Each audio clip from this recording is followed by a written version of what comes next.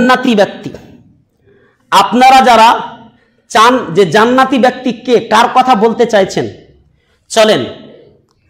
সালাত আদায় করেও মানুষ জান্নাতে যেতে পারবে না, কোরআন পড়েও জান্নাতে যেতে পারবে না, হজ করেও জান্নাতে যেতে পারবে না, পরহেজগার ইমানদার হয়েও জান্নাতে যেতে পারবে না। আরে মৌলভী সাহেব কি বলছেন? জি হ্যাঁ, দেখুন আল্লাহ রসুল সাল্লাল্লাহু আলাইহি সাল্লাম একদিক দিয়ে বসে আছেন সাহাবীদের নিয়ে, আর সেখানে একটি জায়গা ফাঁক আছে, এক জায়গা খালি আছে, ফাঁকা আছে। আল্লাহ রসুল বলছেন তোমরা দেখবে এখানে একটা জান্নাতি ব্যক্তি আসবে, এই যে ফাঁকাটা দেখতে পাচ্ছ, এখানে একটা জান্নাতি ব্যক্তি প্রবেশ করবে। তারপরে কিছুক্ষণ পরে এক ব্যক্তি আসলেন, আসার পর তিনি সালাম দিলেন, দিয়ে ওখানে এসে বসে পড়লেন। হলো তারপরের দিন আবার আল্লাহ রসুল বলছে এখানে একটা জান্নাতি ব্যক্তি আসবে, তোমরা দেখে রাখো। তারপরে আবার ওই লোকটাই আসছে, আবার তারপরের দিন বলছে এখানে একটা জান্নাতি ব্যক্তি আসবে। এরকম ভাবে পরস্পর 3 দিন তিনি কথাটা বললেন। তখন হযরতে উমর বিন আব্দুল আস তিনি বলছেন যে আল্লাহ রসুল এই লোকটার ব্যাপারে বলছে যে জান্নাতি, আজকে ওর পিছা করব আমি। কোন কাজটা করেছে যে আল্লাহ রসুল গ্যারেন্টি বলছে এই লোকটা জান্নাতি? তার মানে এখানে একটা জান্নাতি আসবে, অবশ্যই আমি ওই কাজগুলো করার চেষ্টা করব। তো তিনি বললেন ওই লোকটাকে, ওই সাহাবিটাকে বললেন যে আপনার বাড়িতে আমি 2 দিন থাকতে চাই, 2-3 দিন। আমি আজকে বাড়িতে একটু ঝগড়া করে এসেছি, ওই জন্য আমি বাড়ি যাব না, আপনার বাড়িতে থাকবো। বলছে ঠিক আছে, কোনো সমস্যা নেই, আসেন। বাড়ি গেলেন। বাড়ি যাওয়ার পরে আব্দুল্লাহ বিন আমর বিন আস তিনি তাকিয়ে আছেন লোকটার দিকে। দিন গেল, রাত গেল, দেখছেন যে রাত 12টা-1টার দিকে মনে হয় তাহাজ্জুদ সালাত আদায় করবে, সেটাও করলেন না, কিছুই করলেন না, পুরো দিন কেটে গেল। বলছে কিভাবে আল্লাহ রসুল বললে যে লোকটা জান্নাতি? কিছুই তো আমল দেখতে পেলাম না, ঘুমিয়ে পড়লো সাধারণভাবে যেরকম আমরা ঘুমিয়ে পড়ি। তারপরের দিন দেখছেন যে এবার দেখবো যে কি আমল করছে। তারপরে আবার শুয়ে শুয়ে লোকটাকে ফলো করছেন, দেখা গেল যে আবার কোনো কাজ নেই, ওই একই রকম ভাবে ঘুমিয়ে গেল। ঘুমের যে সমস্ত দোয়াগুলো পড়ে সে সমস্ত দোয়াগুলো পড়লো। 3 দিন এরকম বললো, বলে মিয়া তুমি কি কাজ করেছো, তুমি এমন কি কাজ করেছো, তোমার কাজের কারণে আল্লাহ রসুল বলছে তুমি জান্নাতি। আমার কিন্তু ঝগড়া হয়নি বাড়িতে, শুধু তোমার আমলগুলো দেখতে এসেছি, কি কাজ করছো তুমি, যাতে করে আমিও করতে পারি। তখন বলছে যে আমি তো সেরকম কিছু কাজ করি না, 5 ওয়াক্ত সালাত আদায় করি, জিকির আজগার করি, ব্যাস এতটুকুই। তুমি এই সমস্ত জিনিসগুলো করে জান্নাতে চলে যাচ্ছ? সেগুলো তো আমরাও করি, আমরা জিহাদ করি, তাহাজ্জুদ সালাত আদায় করি, তা তুমি এরকম এক্সট্রা কি কাজ করেছো? তো বলছে না আমি এইটুকুই করি, আর কিছু করি না। যখন আব্দুল্লাহ বিন আমর বিন আস তিনি চলে আসতেন, তখন সাদ ইবনে আবি ওয়াক্কাস, এই সাহাবীটার নাম সাদ ইবনে আবি ওয়াক্কাস, তিনি বলছেন যে শুনো শুনো শুনো, বলছে আমি আর একটা কাজ করি। কি কাজ করো? না তো আমি রাত্রে যখন ঘুমেতে যাই তখন আমি প্রত্যেকটা মানুষকে ক্ষমা করে দিই, আমি অন্তরটাকে পরিষ্কার করি, আমি কাউরির জন্য, কোনো মুসলমানের জন্য হিংসা বিদ্বেষ কিছুই রাখি না, আমার ভিতরে অন্তরে আমার প্যাঁচ লাগা কিন্তু থাকে না, আমি ঠিক ঘুমিয়ে যাই। বলছে এই কাজটাতে তোমাকে জান্নাত, আল্লাহ রসুল তোমাকে জান্নাতি বলেছে। কিন্তু এই কাজটা আমাদের নেই, আমাদের সকলে আছে হিংসা বিদ্বেষ পেটে নিয়ে আছি। জান্নাতে যেতে পারবেন? কোনোদিনও না। 2 শ্রেণীর ব্যক্তিকে আল্লাহ তাআলা কোনোদিনও ক্ষমা করবেন না, এক শিরিককারী, আর যেই ব্যক্তির অন্তরে একবারে জিলাবির মতো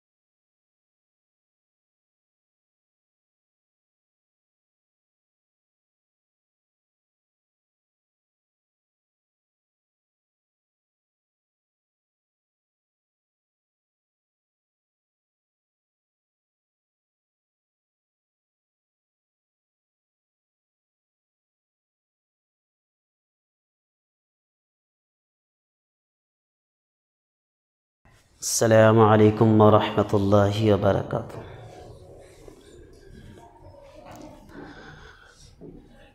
إن الحمد لله الأقرب الذي خلق الإنسان وقربه من البيان ما لم يعلم، فسبحان الذي لا يحصى امتنانه باللسان ولا بالقلم، ونشهد أن لا إله إلا الله وحده لا شريك له، والذي لا ضد له ولا ند له، لا مثل له ولا مثيل له، لا وزير له ولا كفيل له، لا شبه له ولا شبيه له، لا ولد له ولا والد له، وهو الواحد الفرد الصمد، لم يلد ولم يولد ولم يكن له كفوا أحد. ونشهد أن سيدنا ونبينا وبشيرنا ونذيرنا وطبيبنا وطبيب أرواحنا وحبيبنا وحبيب ربنا محمدا عبد الله ورسوله، أرسله بالحق بشيرا ونذيرا وداعيا إلى الله بإذنه وسراجا منيرا.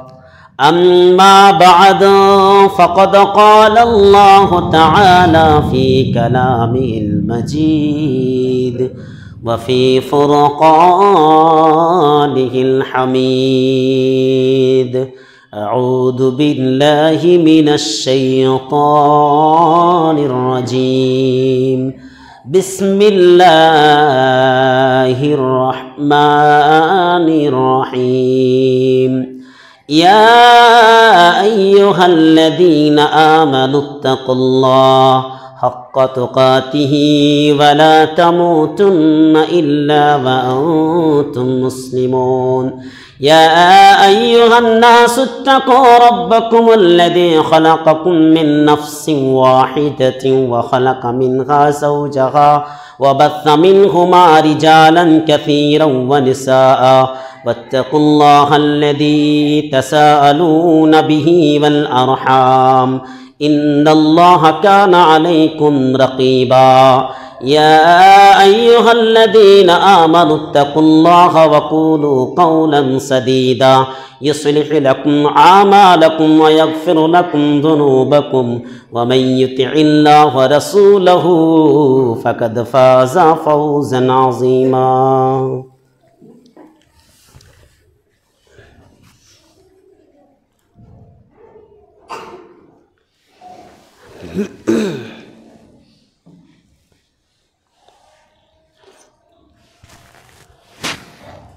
الحمد لله نحمده ونستعينه ونستغفره، ونعوذ بالله من شرور أنفسنا ومن سيئات أعمالنا، من يهدي الله فلا مضل له ومن يضلل فلا هادي له، وأشهد أن لا إله إلا الله وحده لا شريك له، وأشهد أن محمدا عبده ورسوله. أما بعد، فأعوذ بالله من الشيطان الرجيم، بسم الله الرحمن الرحيم. واعتصموا بحبل الله جميعا ولا تفرقوا. وقال النبي الكريم صلى الله عليه وسلم: لتتبعن سنن من كان قبلكم شبرا وشبرا وزرعا وزرعا حتى لو دخلوا حجر ضب تبعتموهم. কুলনা ইয়া রাসূলুল্লাহ আল ইয়াহুদু ওয়ান নাসারা ক্বালা ফামান জাআল হক ওয়া যাহাকাল বাতিল रब ने है फरमाया हक ही रहेगा कायम दायम मिटने बातिल आया इन्ना अरसलना का सूरज बज़्म जहाँ में चमका अब्दुल्ला के नूर नज़र से बाग खलील महका। सम्मानित मस्जिदेर मुसल्लिगण, आज के आमी महाग्रंथ अल कुरान करीमेर सूरा इमरानेर एकटी छोट्ट आयात तेलावत करेছি এবং नबी मुहम्मदुर रसूलुल्लाह सल्लल्लाहु आलैहि ওয়াসাল্লামের हादिस থেকে একটি হাদিসের টুকরা আমি পেশ করেছি। আজকে যে বক্তব্যটা হবে সেটা হচ্ছে ইখতিলাফ, ঝগড়া, ফাসাদ, মতনক্য, এক অপরকে গায়ে কাদা দেওয়া দুই। এই ইখতিলাফ কিংবা উম্মতে মুহাম্মাদি কতদিন পর্যন্ত জুলুমের শিকার হবে, কতদিন পর্যন্ত এরা মার খাবে, কতদিন পর্যন্ত ভাইয়ে ভাইয়ে শত্রুতা থাকবে, কতদিন পর্যন্ত ইখতিলাফ মতভেদ চলতে থাকবে, এই সম্পর্কে ইনশাআল্লাহ আমি কয়েকটি কথা আপনাদের সম্মুখে আলোচনা করব। আমা তৌফিকি ইল্লা বিল্লাহ। শুনতে হবে, বুঝতে হবে। প্রথমে আমরা আসি যে মানহাজ কি জিনিস। মানহাজ মানে হচ্ছে পন্থা, মানহাজ মানে হচ্ছে রাস্তা। এখানে মানহাজ বলতে রাসূল সাল্লাল্লাহু আলাইহি ওয়াসাল্লামের তরিকাকে মানহাজ বলা হয়েছে। আল্লাহ রসুল যে তরিকা, যে পদ্ধতি তিনি নিয়ে এসেছেন সেই তরিকাকে বলা হয় মানহাজ। কোনো ব্যক্তি মানহাজ ছাড়া জান্নাতে প্রবেশ করতে পারবে না। আপনি যতই সুন্দর ইবাদত দেখান না কেন, আপনি যতই সুন্দর পোশাক আশাক পরেন না কেন, যদি আপনার আমার যদি আকীদা ঠিক না থাকে, মানহাজ যদি ঠিক না থাকে, তাহলে পারে ওই ইবাদতের মূল্য আল্লাহর কাছে কিছু নাই। এই মানহাজের কথা কি কোরআনে এসেছে? জি হ্যাঁ। আপনারা যদি সূরা মাইদার 48 নম্বর আয়াত খুলেন তাহলে পারে স্পষ্ট আল্লাহ তাআলা বলেছেন। কি বলেছেন দেখুন, লিকুল্লি জাআলনা মিনকুম শিরাআতুন ওয়া মিনহাজা। আল্লাহ সুবহানাহু ওয়া তাআলা তিনি বলছেন লিকুল্লি জাআলনা মিনকুম শিরাআতুন ওয়া মিনহাজা, প্রত্যেকটি উম্মতের জন্য, প্রত্যেকটি জাতির জন্য আমি একটা করে শরীয়ত দিয়েছি। ওয়া মিনহাজা, এবং একটা প্রদত্ত বিধান দেওয়া হয়েছে, একটা তরিকা দেওয়া হয়েছে, মানহাজ দেওয়া হয়েছে।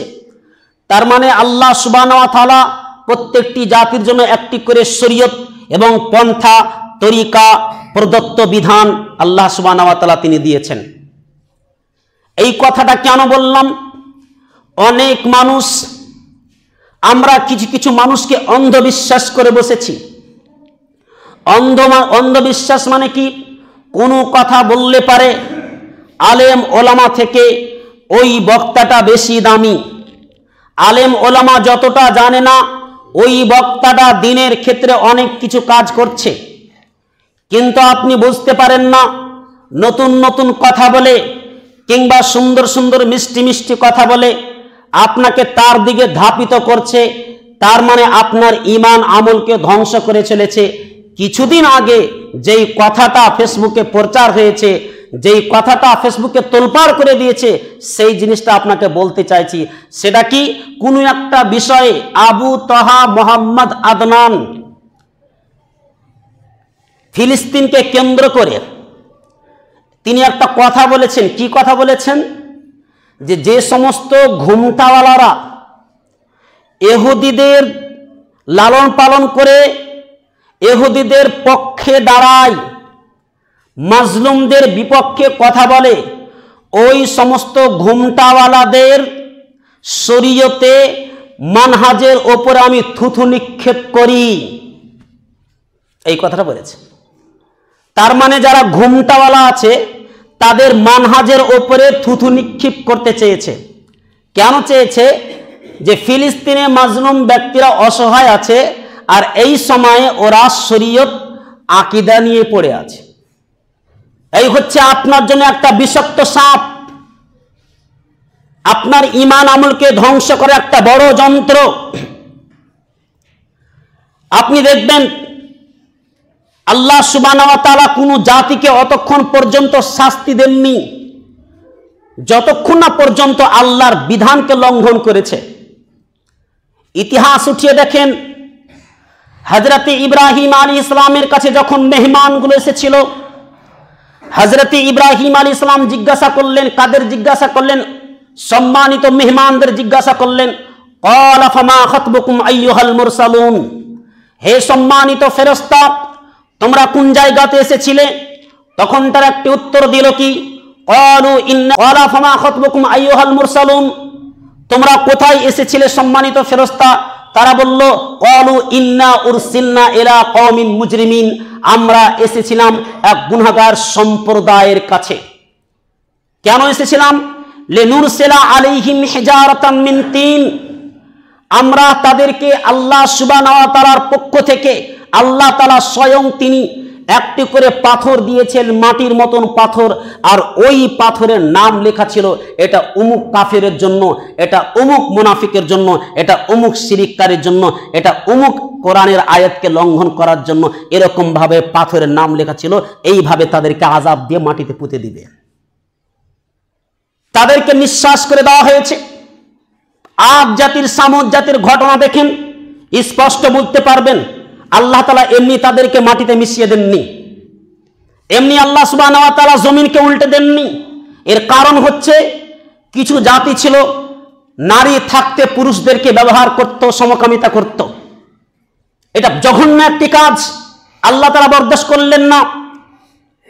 এমনকি হযরতে লূত আলাইহিস সালামের বাড়িতে যখন মেহমান আসতো, তখন তারা বলতো যে আজকে ওই বাড়িতে মেহমান এসে, অর্থাৎ ফেরেশতারা যখন আসতো বলতো যে ওই বাড়িতে সুন্দর সুন্দর মেহমান আছে, যাও তাদেরকে ব্যবহার করো। এই লূত আলাইহিস সালামের স্ত্রী বলতো গিয়ে যা। ওই জন্য লূত আলাইহিস সালামের স্ত্রী পর্যন্ত যাবে জাহান্নামে, নবীর স্ত্রী জাহান্নামে যাবে। চিন্তা করেছেন কোন জায়গাতে আমরা আছি? আল্লাহর বিধান যখন যখন লঙ্ঘন করা হয়েছে তখন তখন আল্লাহ সুবহানাহু ওয়া তাআলা তিনি আযাব দিয়ে সতর্ক করতে চেয়েছেন। এই গাধা কি বলছে? যে রাসূল সাল্লাল্লাহু আলাইহি ওয়াসাল্লাম যে শরীয়ত নিয়ে এসেছে, এই শরীয়তের উপরে থুথু নিক্ষেপ করতে চায়, আর অথচ মানুষ এখন পর্যন্ত আমরা তাকে সাপোর্ট করছি। আচ্ছা বলেন তো, কোন মানুষ আর পর্যন্ত বলেছে যে এটা আমার শরীয়ত, এটা আমার মানহাজ? না। এখন যারা অন্ধবিশ্বাস করে ফেলেছে তাকে, তারা কি বলছে? যে কোনো এখানে মাসলাককে উল্লেখ করা হয়নি, নাম ধরে বলেনি। ও বলেছে ঘুমটাওয়ালাদের, তার মানে নাম ধরেনি। আমি যদি এখন বলি যে যারা বসন বসন বলে, এদের শরীয়তের উপরে থুথু নিক্ষেপ করে আপনারা কি ভাববেন? সবাই ভাববেন যে তাহিরি কথা বলছে।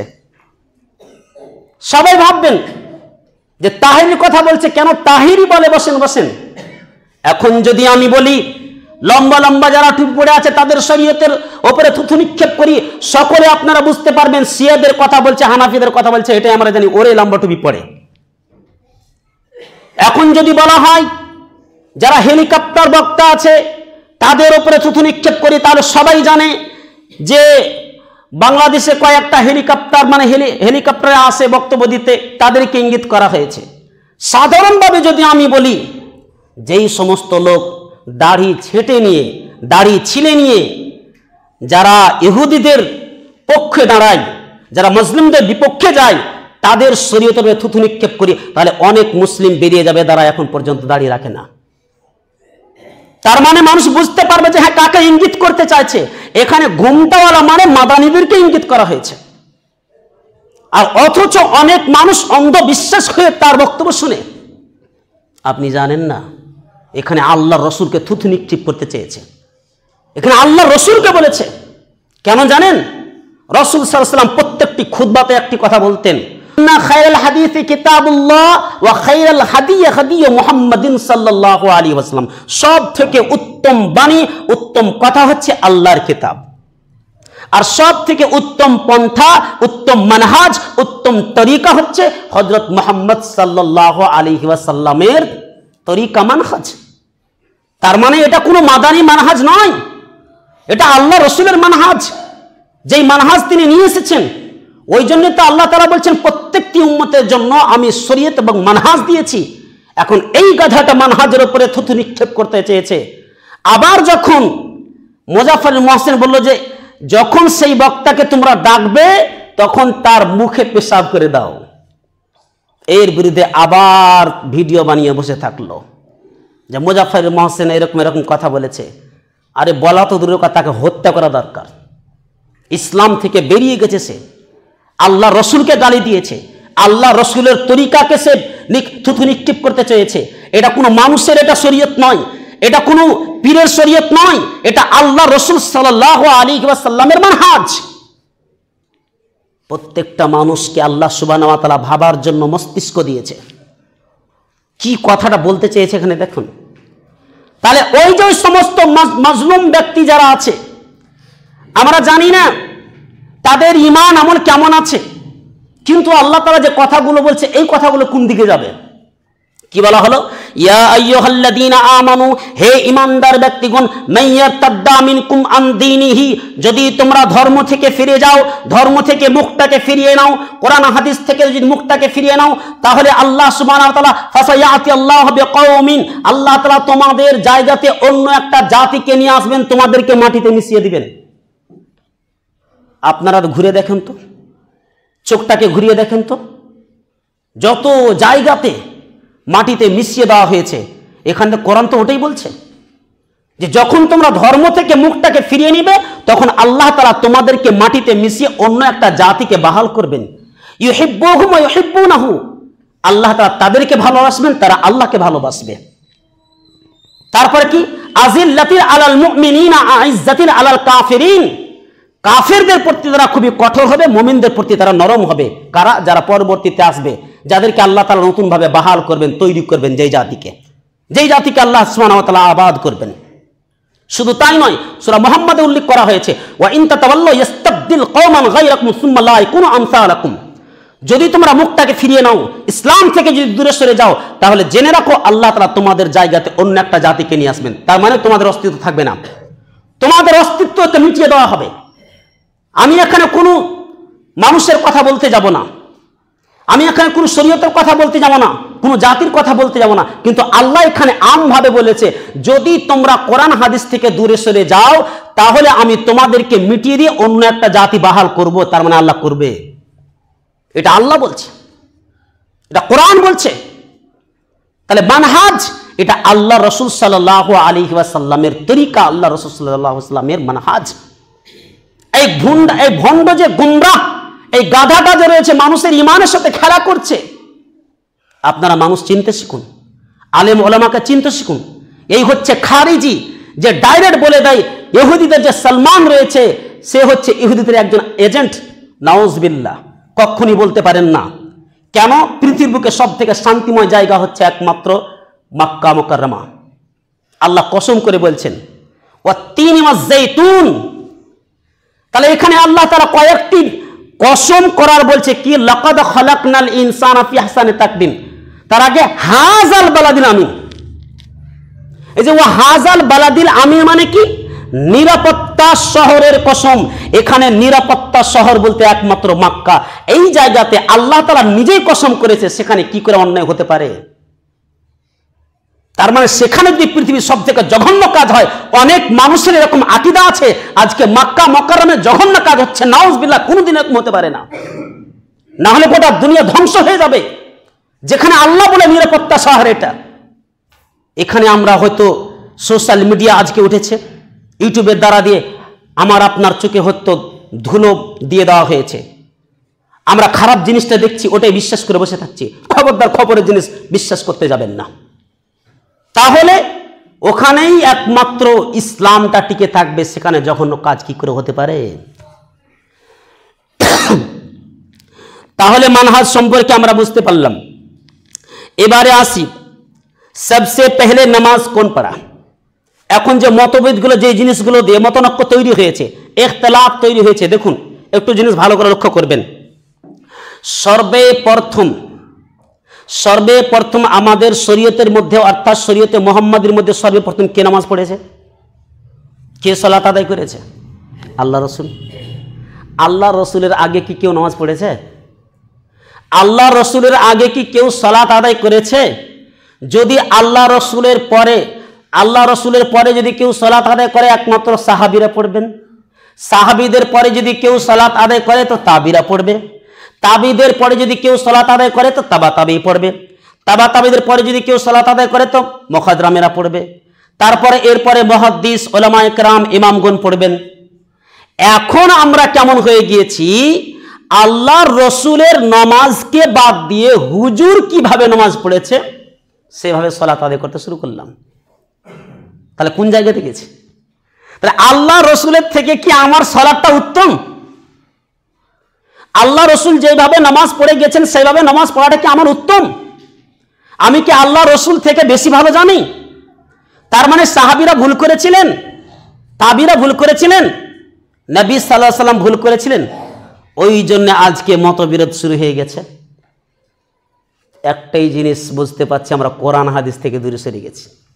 ওই মৌলবি কি বলল, এই মৌলবি কি বলল, ওই বক্তা কি বলল, কোরআন হাদিস কেউ আমরা খুলে দেখি না। তাহলে যেইভাবে আল্লাহ রসুল সালাত আদায় করেছেন সেইভাবে আমাদেরকে সালাত আদায় করতে হবে।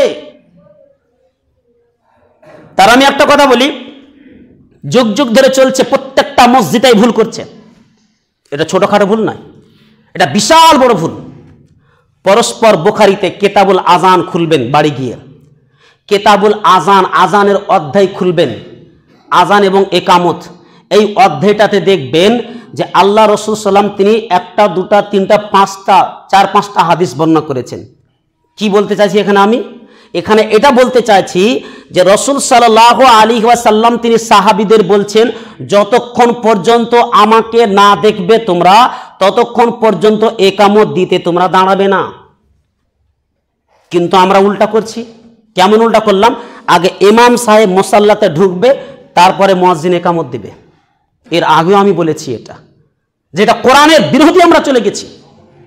এটা মানুষের ফতোয়াতে চলে গেছি আমরা। মানুষ কি বলেছে না বলেছে সেদিকে চলে গেছি।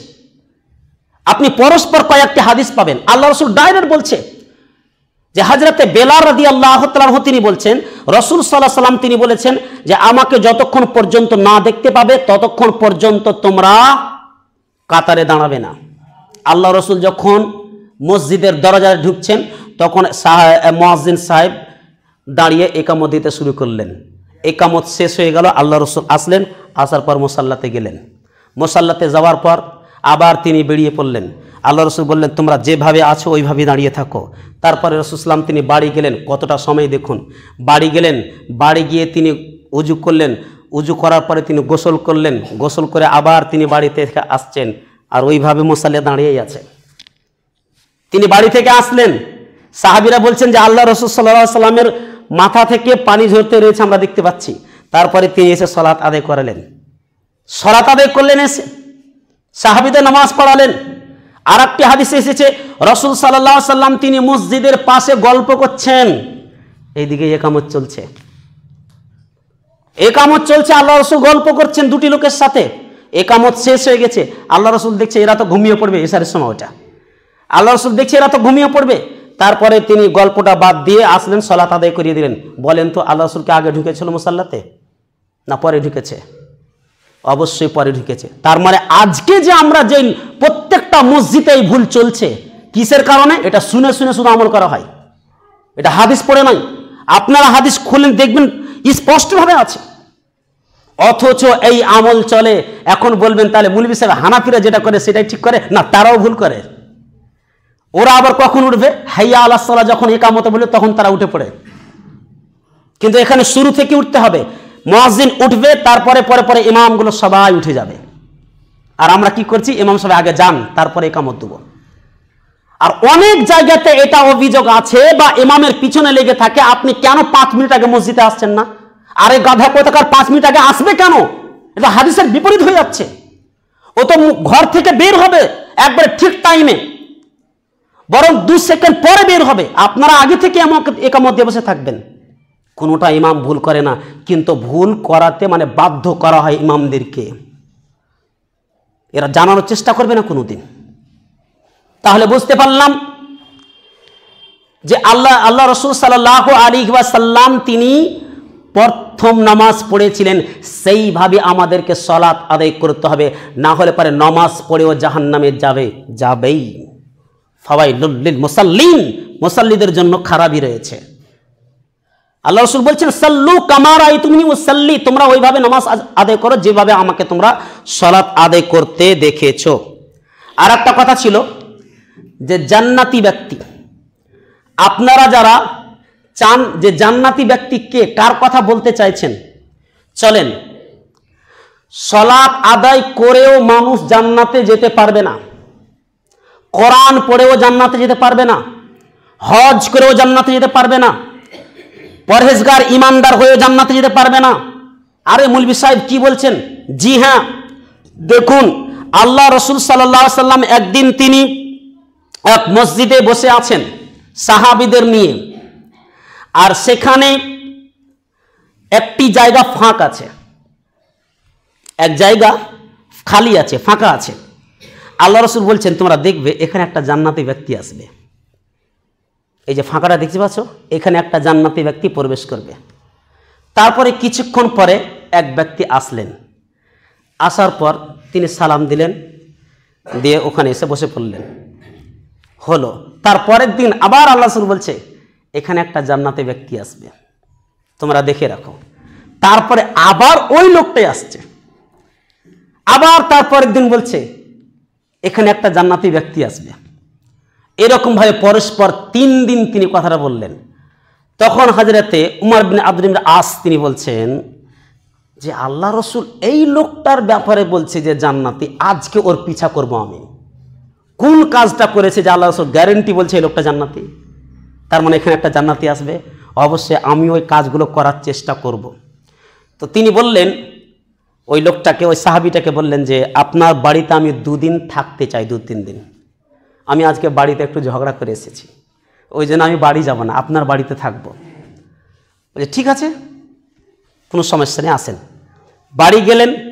বাড়ি যাওয়ার পরে আব্দুল্লাহ বিন আমর বিন আস তিনি তাকিয়ে আছেন লোকটার দিকে। দিন গেল, রাত গেল, দেখছেন যে রাত 12টা-1টার দিকে মনে হয় তাহাজ্জুদ সালাত আদায় করবে, সেটাও করলেন না, কিছুই করলেন না, পুরো দিন কেটে গেল। বলছে কিভাবে আল্লাহ রাসূল বললে যে লোকটা জান্নাতি? কিছুই তো আমল দেখতে পেলাম না, ঘুমিয়ে পড়লো সাধারণভাবে যেরকম আমরা ঘুমিয়ে পড়ি। তারপরের দিন দেখছেন যে এবার দেখবো যে কি আমল করছে। তারপরে আবার শুয়ে শুয়ে লোকটাকে ফলো করছেন। দেখা গেল যে আবার কোনো কাজ নেই, ওই একই রকমভাবে ঘুমিয়ে গেল। ঘুমের যে সমস্ত দোয়াগুলো পড়ে সে সমস্ত দোয়াগুলো পড়লো। 3 দিন এরকম বললো, বলে মিয়া তুমি কি কাজ করেছো? তুমি এমন কি কাজ করেছো? তোমার কাজের কারণে আল্লাহ রাসূল বলছে তুমি জান্নাতি। আমার কিন্তু ঝগড়া হয়নি বাড়িতে, শুধু তোমার আমলগুলো দেখতে এসেছি, কি কাজ করছো তুমি, যাতে করে আমিও করতে পারি। তখন বলছে যে আমি তো সেরকম কিছু কাজ করি না, 5 ওয়াক্ত সালাত আদায় করি, জিকির আজগার করি, ব্যাস এতটুকুই। তুমি এই সমস্ত জিনিসগুলো করে জান্নাতে চলে যাচ্ছ? সেগুলো তো আমরাও করি, আমরা জিহাদ করি, তাহাজ্জুদ সালাত আদায় করি, তা তুমি এরকম এক্সট্রা কি কাজ করেছো? তো বলছে না আমি এইটুকুই করি, আর কিছু করি না। যখন আব্দুল্লাহ বিন আমর বিন আস তিনি চলে আসতেন, তখন সাদ ইবনে আবি ওয়াক্কাস, এই সাহাবীটার নাম সাদ ইবনে আবি ওয়াক্কাস, তিনি বলছেন যে শুনো শুনো শুনো, বলছে আমি আর একটা কাজ করি। কি কাজ করো? না তো আমি রাত্রে যখন ঘুমেতে যাই তখন আমি প্রত্যেকটা মানুষকে ক্ষমা করে দিই, আমি অন্তরটাকে পরিষ্কার করি, আমি কাউরির জন্য, কোনো মুসলমানের জন্য হিংসা বিদ্বেষ কিছুই রাখি না, আমার ভিতরে অন্তরে আমার প্যাঁচ লাগা কিন্তু থাকে না, আমি ঠিক ঘুমিয়ে যাই। বলছে এই কাজটাতে তোমাকে জান্নাত, আল্লাহ রাসূল তোমাকে জান্নাতি বলেছে। কিন্তু এই কাজটা আমাদের নেই, আমাদের সকলে আছে হিংসা বিদ্বেষ পেটে নিয়ে আছি। জান্নাতে যেতে পারবেন? কোনোদিনও না। 2 শ্রেণীর ব্যক্তিকে আল্লাহ তাআলা কোনোদিনও ক্ষমা করবেন না, এক শিরিককারী আর যেই ব্যক্তির অন্তরে একবারে জিলাবির মতন পেঁচ রয়েছে। এই জঘন্য অন্তরলে কোনো ব্যক্তি জান্নাতে যেতে পারবে না, পারবে না, পারবে না। নামাজরা সব ধ্বংস। অন্তরের মধ্যে যদি প্যাঁচ থাকে তাহলে সেই ব্যক্তি জান্নাতে প্রবেশ করতে পারবে না। আল্লাহ রাসূল বলেই দিয়েছেন, ইন্নাল্লাহা লা ইয়ানজুরু ইলা সুওয়ারিকুম ওয়া আমওয়ালিকুম ওয়ালাকিন ইয়ানজুরু ইলা কুলুবিকুম ওয়া আমালিকুম। আল্লাহ তাআলা তোমাদের ধন সম্পদের দিকে তাকায় না, তোমাকে বাড়ি গাড়ি কি দিয়েছে এটা আল্লাহ দেখেন না। আল্লাহ তাআলা তোমাকে কত সুন্দর করেছে, তোমার চামড়া কত সুন্দর, তোমার নাক কত সুন্দর, তোমার ব্যবহার, তোমার আচার আচরণ কেমন, এই জিনিসগুলো দেখতে যায় না। কিন্তু কি দেখে, ওয়ালাকিন ইয়ানজুরু ইলা কুলুবিকুম, তোমার অন্তর আল্লাহ দেখতে চায়।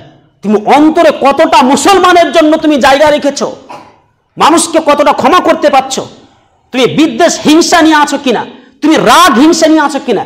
যদি তোমার ভিতরে রাগ ক্রোধ থাকে তাহলে জানতে হবে তোমার জান্নাত অসম্ভব হয়ে যাবে। এবং তোমার আল্লাহ তাআলা আমল দেখতে চায়, আমল কেমন করছো তুমি। তাহলে এই জিনিসগুলো আমাদেরকে নিয়ে যাবে জান্নাতে। সালাতের সাথে সাথে অন্তরকে পরিষ্কার করতে হবে। अच्छा 4 नंबर इख्तिलाफ कब खत्म होगा, माने इख्तिलाफ मतभेद झगड़ा फसाद एक आलिम आरेकटा आलिम के देखे हिंसाते জ্বলছে, গোটা ফেসবুক চলছে তাণ্ডব ঝগড়া, এই জিনিসগুলো কবে শেষ হবে? তো এর উত্তর হচ্ছে শেষ কোনোদিন হবে না। আপনি বলবেন কি কথা বলছেন? জি হ্যাঁ, আল্লাহ রাসূল সাল্লাল্লাহু আলাইহি ওয়াসাল্লাম তিনি বলছেন, ওয়ান ইরবাজ ইবনে সারিয়া রাদিয়াল্লাহু তাআলা আনহু, হযরত ইরবাজ ইবনে সারিয়া রাদিয়াল্লাহু তাআলা আনহু হাদিস বর্ণনা করছেন, রাসূল সাল্লাল্লাহু আলাইহি ওয়াসাল্লাম বলেছেন, কি বলছেন হযরত ইরবাজ ইবনে সারিয়া? বলছে, ওয়াজান রাসূলুল্লাহ সাল্লাল্লাহু আলাইহি ওয়াসাল্লাম, আল্লাহ রাসূল একদিন তিনি বক্তব্য দিলেন, খুব সুন্দর বক্তব্য দিলেন। কেমন বক্তব্য দিলেন? জারাফাত মিনহাল উয়ুন, আমাদের চক্ষু থেকে অশ্রু ঝরতে শুরু করলো, ওয়াজিলাত মিনহাল কুলুব, আমাদের অন্তর থরথর কাঁপতে শুরু করলো। আমরা বললাম, ইন্না হাযিহি মাউইদাতুন মুআদ্দিন, আল্লাহর নবী আপনি এমন বক্তব্য দিচ্ছেন মনে হচ্ছে এটা আপনার শেষ বক্তব্য। ফামাযা তাকাদু ইলাইনা, আপনি আমাদের কাছে কিছু নসিহত করে যান, কিছু উপদেশ দিয়ে যান। তখন আল্লাহ রাসূল বললেন, ইন্নী ক্বাদ তারাকতুকুম আলাল বাইযা, আমি তোমাদেরকে যেই রাস্তার উপরে, যেই মানহাজের উপরে, যেই মাসলাকের উপরে রাখছি, সেই মাসলাক, সেই রাস্তা সব সময় আলোকময় হয়ে রয়েছে, উজ্জ্বল হয়ে রয়েছে, সাদা দুধের মতো ধবধবে আছে, একেবারে পুরো ক্লিয়ার। তারপরে কি বললেন? ওয়ামাই ফাসারাফা ইখতিলাফান কাসীরা ওয়ামাই ইয়াইশ মিনকুম ফাসারাফা ইখতিলাফান কাসীরা, হে আমার সাহাবীরা তোমরা শুনো, লা ইয়াজিগু আনহা বাদি ইল্লা হালিকুন, আমার মৃত্যুর পরে যেই আমার এই শরীয়ত থেকে বিচ্ছেদ হয়ে যাবে, আমার এই শরীয়ত, এই পন্থা, এই তরিকা থেকে দূরে সরে যাবে, তার মানে কোরআন হাদিস থেকে যে দূরে সরে যাবে সে হালিকুন, হালাক হয়ে যাবে, ধ্বংস হয়ে যাবে। আজকে গোটা বিশ্বতে মানুষ মুসলিম ধ্বংস, তার মানে কি? কোরআন হাদিস থেকে দূরে চলে গেছি আমরা। ফাসারাফা ইখতিলাফান কাসীরা ফাআলাইকুম বিমা আরাফতুম মিন সুন্নতি ওয়া সুন্নাতিল খুলাফায়ে রাশিদিন আল মাহদিয়িন। তারপরে রাসূল সাল্লাল্লাহু আলাইহি ওয়াসাল্লাম তিনি বলছেন, অনেকগুলো তোমরা ইখতিলাফ দেখতে পাবে, অনেকগুলো তোমরা ইখতিলাফ দেখতে পাবে। ওই সময়তে কি করবে? আমার সুন্নতটাকে তোমরা ধরে নিবে এবং আমার সাহাবীদের সুন্নতকে তোমরা ধরে নিবে, তোমরা হেদায়েত পেয়ে যাবে। এখানে আল্লাহ রাসূল বলে দিয়েছে। আর আরেক জায়গাতে যে আল্লাহ সুবহানাহু ওয়া তাআলা সূরা আনামের 65 নম্বর আয়াতটা তিনি বলছেন কি, কুল হুয়াল কাদিরু আলা আন ইয়াবআসা আলাইকুম আযাবান মিন ফাওকিকুম আও মিন তাহতি আরজুলিকুম আও ইয়ালবিসাকুম শিয়াআন ওয়া ইউযিকা বা'যাকুম বা'সা বা'য উনজুর কাইফা নুসাররিফুল আয়াতি লাআল্লাহুম ইয়াফকাহুন। আল্লাহ সুবহানাহু ওয়া তাআলা তিনি বলছেন, কুল হুয়াল কাদির, আল্লাহ তাআলা তিনি ক্ষমতা রাখেন। কি ক্ষমতা রাখেন? তোমাদের ওপর থেকে আযাব নিয়ে আসার, তার মানে তোমাদের মাথার ওপর থেকে আযাব নিয়ে আসার ক্ষমতা রাখে। আও মিন তাহতি আরজুলিকুম, তোমাদের পায়ের নিচে থেকে আযাব নিয়ে আসার ক্ষমতা রাখে। আও ইয়ালবিসাকুম শিয়াআন, কিংবা তোমাদেরকে বিভিন্ন দলে একই সাথে মিলিয়ে দিতে পারে, বিভিন্ন দলের সাথে তোমাদেরকে মিলিয়ে দিতে পারে। ওয়া ইউযিকা বা'যাকুম বা'যা বা'য, কিংবা তোমাদেরকে একটি দলের উপরে আরেকটি দলের মানে সাথ গ্রহণ করাবেন, এক দল আরেক দলকে তোমাদেরকে মারবে। উনজুর কাইফা নুসাররিফুল আয়াতি লাআল্লাহুম ইয়াফকাহুন, তোমরা দেখো আমি কিভাবে আয়াতগুলোকে খণ্ড খণ্ড করে বর্ণনা করেছি। আল্লাহ তাআলা মেসেজ দিচ্ছেন। এই আয়াতের তাফসিরে রাসূল সাল্লাল্লাহু আলাইহি ওয়াসাল্লাম তিনি বলছেন যে আমি আল্লাহ সুবহানাহু ওয়া তাআলার কাছে মনোযোগ সহকারে দোয়া করতে শুরু করলাম। আমি আল্লাহ পাক রব্বুল আলামিনকে বললাম, আল্লাহ গো আমি তোমার কাছে তিনটি জিনিস চাইছি। আল্লাহ বলছে বলো কি চাইছো? এটা মুহাম্মদ দোয়া করছেন। মুহাম্মদ সাল্লাল্লাহু আলাইহি ওয়াসাল্লাম তিনি বলছেন তিনটি জিনিস চাইছি। কি কি তিনটি জিনিস? এক নম্বর জিনিস হলো, আল্লাহ আমার উম্মতকে তুমি দুর্ভিক্ষে মারবে না, আমার উম্মত যেন না খেতে পেয়ে মারা যায়, এরকম যেন না হয়। আমার উম্মতকে তুমি পেটে মারিও না, অনাবৃষ্টি করে মারিও না, দুর্ভিক্ষে তুমি মারিও না। ঠিক আছে, আমি কবুল করলাম, তোমার উম্মতকে এভাবে আমি শেষ করব না। দুই নম্বর, আমার উম্মতকে তুমি ডুবিয়ে মারবে না, ফেরাউন সম্প্রদায়কে যেভাবে তুমি ডুবিয়ে মেরেছো সেইভাবে আমার উম্মতকে ডুবিয়ে মারবে না। আল্লাহ বলছে এটাও কবুল করলাম। তিন নম্বর, আল্লাহ আমার উম্মতের মধ্যে ঝগড়া, ফাসাদ, মতভেদ, মতনৈক্য, ইখতিলাফ জিনিসটা যেন না থাকে। আল্লাহ বলছে এটা কবুল করলাম না। এই জিনিস কিয়ামত পর্যন্ত থাকবে। এটা নিজেদের মধ্যে যদি সংশোধন করতে পারে ঠিক আছে। বেশিরভাগই লোক যারা ইখতিলাফে ডুবে গিয়েছে, ইসলাম থেকে সরে গিয়েছে। যখন আপনি আপনার কুপ্রবৃত্তির অনুসরণ করবেন তখন আর হাদিস কোরআন আপনাকে ভালো লাগবে না, তখন ওর রায়, এর রায়, ওর কথা, এর কথা আপনাকে পছন্দ হতে শুরু করবে। আল্লাহ তাআলা শুধু মেসেজ দিয়েছেন, ওয়াতাসিমু বিহাবলিল্লাহি জামিআন ওয়া লা তাফাররাকু, তোমরা আল্লাহ তাআলার রস্যিকে মজবুত করে ধরে নাও, মজবুত করে ধারণ করো এবং তোমরা আলাদা আলাদা হয়ে বিচ্ছিন্ন হয়ে যেও না, বিচ্ছেদ হয়ে যেও না। আজকে আমরা বিচ্ছেদ হয়ে গেছি, তার মানে বোঝা গেল কি ইখতিলাফ কোনোদিন মিটবে না, কিয়ামত পর্যন্ত এটা থাকবে।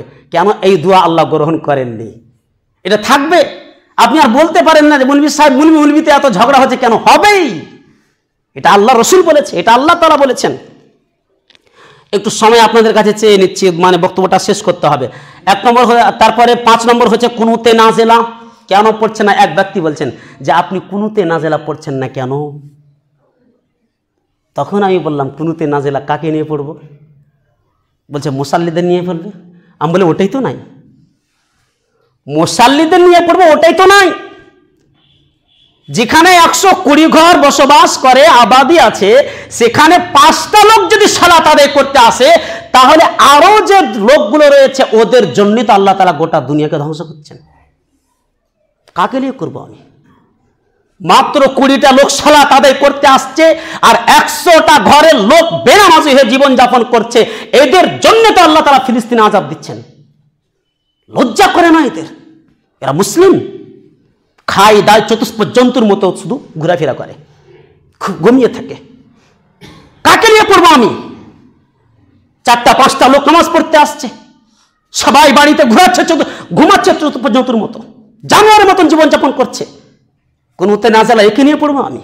ওর জন্য পড়বো? ও তো ভিতর চাইছে শেষ হয়ে যাক মুমিন, এই আলেমও শেষ হয়ে যাক, এটাই চাইছে। ওর ভিতরে যদি নবীর মহব্বত যদি থাকতো, ভালোবাসা থাকতো, তাহলে পরে টান থাকতো মসজিদের দিকে। কেন আজকে মসজিদের দিকে টান নাই? উঁচু করে লাভ হবে না, বিল্ডিংকে উপরে উঁচু করে চলে যান, এতে কোনো লাভ নেই, আরো গুনাহ হবে। মসজিদকে বেকার সৃষ্টি, মসজিদকে বেকার তৈরি করে রাখিয়েন না। যেই মসজিদে সালাত আদায় হবে না সেই আবার মসজিদ কিসের হলো? এখানে গরু ছাগল বাস করবে নাকি? এখানে একমাত্র ইমানদার লোক আসবে, এখানে নামাজি লোক হবে। জোহরে এক কাতার হচ্ছে না, আসরে এক কাতার হয় না, মাগরিবে এক কাতার হয় না, ফজরতে ভালো নেই। আপনি কি শুধু এই রমজানের জন্য মসজিদ তৈরি করে রেখেছেন? তাহলে মসজিদ তালা গিয়ে দেন, একবারে 1 মাসে পড়বেন সালাত। যদি জুমার জন্য করেন প্রতি সপ্তাহে আপনি খুলবেন, তালা লাগিয়ে দেন যে হ্যাঁ প্রতি সপ্তাহে 6 দিন বন্ধ মসজিদ, শুধু একদিন হবে জুমার দিনে। এভাবে রেখে দেন মসজিদটাকে। 1 তলা 2 তলা 3 তলা হলো। আল্লাহ রাসূল বলেছেন এমন একটা জামানা আসবে মসজিদকে চাকচিক্য করা হবে, মসজিদ চাকচিক্য করা হবে, কিন্তু নামাজি পাওয়া যাবে না। ওয়াহিয়া খারাবুম মিনাল হুদা, সেই মসজিদ হেদায়েত থেকে দূরে সরে যাবে। আপনি বলেন কোনদিন বলেছেন যে মৌলভী সাহেব কি করা দরকার আমাদের মুসলিমের উপরে খুব অত্যাচার হচ্ছে, তো কই তাও ফিরে এসেছেন? তাও তো ফিরে আসেননি। আল্লাহ তাআলা এর জবাব নিবে আপনার কাছে, এর কৈফিয়ত নিবে আপনার কাছে। যে যেদিন ফিলিস্তিন ছোট ছোট শিশুদেরকে হত্যা করা হতো, তার মা বোন যখন ওই মেয়েদের ইজ্জত না হতো, তাদেরকে মাটিতে মিশিয়ে দেওয়া হয়েছিল। হতভাগা তোমরা পিকনিক করতে গিয়েছিলে ওই সময়তে, 500 টাকা 1000 টাকা দিয়ে নতুন নতুন ফিল্ম দেখতে গিয়েছিলে, ফজরে তোমরা চতুষ্পর্যন্তর মতো ঘুমিয়েছিলে, কি জবাব দিবে কিয়ামতের দিন আল্লাহর কাছে? আল্লাহ ধরবে, সকলকে ধরবে। তোমার বাড়ির উপরে অত্যাচার আসেনি বলে তুমি আরামে ঘুমাচ্ছিলে, তুমি একটুকু তাদের উপরে দয়াময় কিছু ছিল না। আজকে কত নিরীহ বাচ্চাদেরকে মারা হচ্ছে, কিসের জন্য? এটা আমার আপনার জন্য। এটা শুধু আমরা নামের মুসলিম হয়ে আছি। আসেন, আল্লাহ তাআলা ডাক দিচ্ছে এখনো, কিন্তু না, আমরা সরে গেছি। আমরা কোরআন থেকে মুখ ফিরিয়ে নিয়েছি, হাদিস থেকে মুখ ফিরিয়ে নিয়েছি। আমাদের কি হয়েছে? নতিজা কি হলো? পরিণাম কি হলো? পরিণাম এটাই যে আল্লাহ তাআলা এক এক করে না উম্মতে মুহাম্মাদের দোয়া শুনছেন, না আর যে সমস্ত কাবা শরীফের ইমাম আছে তাদের দোয়া শুনছে। দোয়া শুনবে কেন ভাই? আমরা যদি আল্লাহকে ভুলে যাই, আল্লাহ তো বলে দিয়েছে আমিও ভুলে যাব তোমাদের।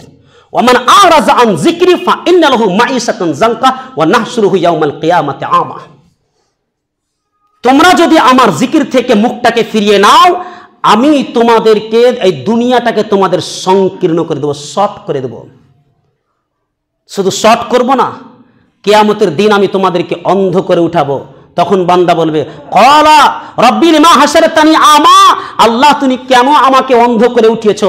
তখন আল্লাহ তাআলা বলবেন ক্বালা কাযালিকা আতাতকা আয়াতুনা ফানাসিতাহা, আমি এই জন্য তোমাদেরকে অন্ধ করে উঠিয়েছি, তোমরা দুনিয়াতে আমাকে ভুলে গিয়েছিলে, আমি আজকে আখিরাতে তোমাদের ভুলে গেলাম। এগুলা কিসসা কাহিনী? কখনোই না, মুমিন হতে পারবে না। আল্লাহ তাবারাক ওয়া তাআলা তিনি বলছেন মুমিন হতে পারবে না। ওয়ামা কানা লিলমুমিনিন ওয়ালা মুমিনাতিন ইযা কাযাল্লাহু ওয়া রাসূলুহু আমরা আন ইয়াকুনা লাহুমুল খিয়ারাতু মিন আমরিহিম ওয়া মান ইয়াসিল্লাহু ওয়া রাসূলুহু ফাকাদ যাল্লা যালালাম মুবিনা।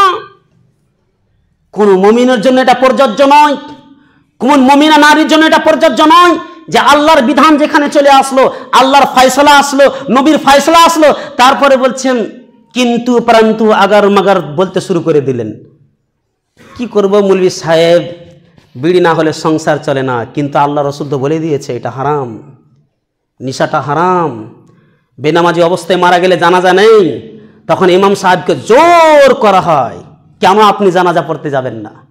ইমাম সাহেবকে বলা হয় ইমাম সাহেব মাইকে হাঁকতে শুরু করেন, অমুক জন মারা গিয়েছে।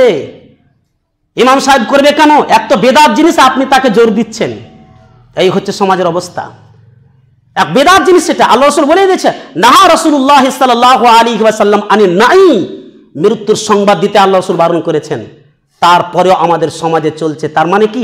নিজের ইচ্ছা মতো আমরা সমাজ চালাচ্ছি, কোরআন হাদিস থেকে আমরা সমাজ চালাই না। আর যদি কোনো আলেম বলতে যায়, তখন এই যে নবীর যে উত্তরাধিকারী আছে এদের পিছনে তখন লেগে যায়। আল্লাহ তাআলা তুমি উম্মতকে বুঝার তৌফিক দান করো। এই উম্মত অবুঝ হয়ে আছে, উম্মত কত যে পিছনে পড়ে আছে। কোরআন হাদিস যদি আপনার ভিতরে থাকতো, যদি আপনার ভিতরে ওই বিদ্যাটুকু থাকতো, তাহলে পরে আজকে আপনি নবীর বিরোধিতা দাঁড়াতেন না। আজকে আপনি নবীকে সব থেকে তুচ্ছ মনে করেছেন। যেখানে আল্লাহ রসুল বলছে যে মেরি ক্রিসমাস ডে, এটা আপনি জানেন কি জিনিস? অথচ আমাদের মুসলিম ছেলেমেয়েরা বলে মেরি ক্রিসমাস ডে, মানে হচ্ছে আল্লাহ তার পুত্র জন্ম দিয়েছে, নাউজুবিল্লাহ। এটাই বলতে চেয়েছে এখানে। ঈসাইরা কি বলতো? যে ঈসা আলাইহিস সালাম হচ্ছে আল্লাহর পুত্র, মারিয়াম হচ্ছে আল্লাহর স্ত্রী, আর আল্লাহ হচ্ছে আল্লাহ, নাউজুবিল্লাহ। তারপর মারিয়ামের স্বামী আল্লাহ, বানিয়ে বসে থাকলো তিন খোদা। আর ওই সমস্ত ঈসাই সম্প্রদায়ের আজকে আমরা অনুসরণ করছি, পিকনিক করে আর 1 জানুয়ারি পালন করে। এই লোকটা জীবনেই মুসলিম হতে পারে না, ইমানদারওয়ালা হতে পারে না, ইহুদিদের মতো চালচলন রয়েছে এর। আল্লাহ তাআলা আমাদের সকলকে বুঝার থেকে তৌফিক দান করেন, আমিন। আউযু বিল্লাহি মিনাশ শাইতানির রাজিম, বিসমিল্লাহির রহমানির রহিম। ইয়া আইয়ুহাল্লাযীনা আমানু সাল্লু আলাইহি ওয়া সাল্লিমু তাসলিমা। আল্লাহুম্মা সাল্লি আলা মুহাম্মাদ ওয়া আলা আলি মুহাম্মাদ কামা সাল্লাইতা আলা ইব্রাহিম ওয়া আলা আলি ইব্রাহিম ইন্নাকা হামিদুম মাজিদ। আল্লাহুম্মা বারিক আলা মুহাম্মাদ ওয়া আলা আলি মুহাম্মাদ কামা বারাকতা আলা ইব্রাহিম ওয়া আলা আলি ইব্রাহিম ইন্নাকা হামিদুম মাজিদ। রব্বানা আতিনা ফিদ দুনিয়া হাসানাতাও ওয়া ফিল আখিরাতি হাসানাতাও ওয়া কিনা আযাবান নার। রব্বানা যালামনা আনফুসানা ওয়া ইল্লাম তাগফির লানা ওয়া তারহামনা লানাকুনান্না মিনাল খাসিরিন। রব্বানা তাকাব্বাল মিন্না ইন্নাকা আনতাস সামিউল আলিম ওয়া আখির দাওয়ানা আনিল হামদুলিল্লাহি রাব্বিল আলামিন।